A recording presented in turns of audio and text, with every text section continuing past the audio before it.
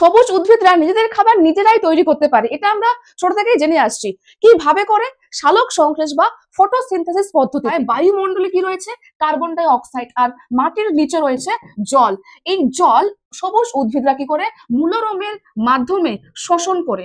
এই শোষিত জল এবং বায়ুমণ্ডলের কার্বন ডাই অক্সাইড বিক্রিয়া করে। এবার কোথায় বিক্রিয়া করে, কিভাবে করে? দেখো, সূর্যালোকের উপস্থিতিতে, অর্থাৎ দিনের বেলায় সূর্যালোকের উপস্থিতিতে উদ্ভিদের কোষে একটা কোষীয় অঙ্গাণু রয়েছে, ক্লোরোপ্লাস্ট। এই ক্লোরোপ্লাস্টে থাকে ক্লোরোফিল। সূর্যালোক এবং এই ক্লোরোফিলের উপস্থিতিতে কার্বন ডাই অক্সাইড জল বিক্রিয়া করে উৎপন্ন করে গ্লুকোজ। কি উৎপন্ন করে? গ্লুকোজ আর অক্সিজেন। এই গ্লুকোজটা এখানে কি হয়? স্টার্চ বা শ্বেতসার হিসেবে সঞ্চিত থাকে। আর এই অক্সিজেন এরা বায়ুমণ্ডলে রিলিজ করে এবং আমরা মানুষরা বা অন্যান্য প্রাণীরা এই অক্সিজেন তখন আমরা গ্রহণ করি। অর্থাৎ এখানে কি হয়? এখানে আলোক শক্তি রাসায়নিক শক্তিতে রূপান্তরিত হয়।